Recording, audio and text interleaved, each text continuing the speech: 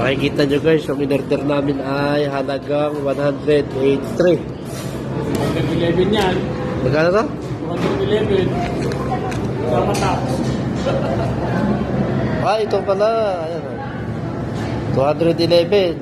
Ang sukli ay 183. Pero yun mo, 211. Nasa 3,000 na yung kinain namin. Diba? Laki.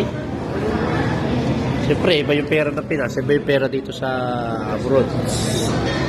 Sa 3,000, ang hirap nang bitawan yun. Ayan. Katapusan kasi, araw ng, siyempre, pagsahod, kailangan naman bigyan ng aliwa sarili, bigyan ng masarap na pagkain. Dahil pagka nakakain ito, next month na ulit babalik. Next month.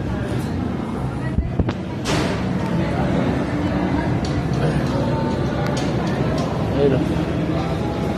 Batangas, Davao del Sur, Sorsogon, Metro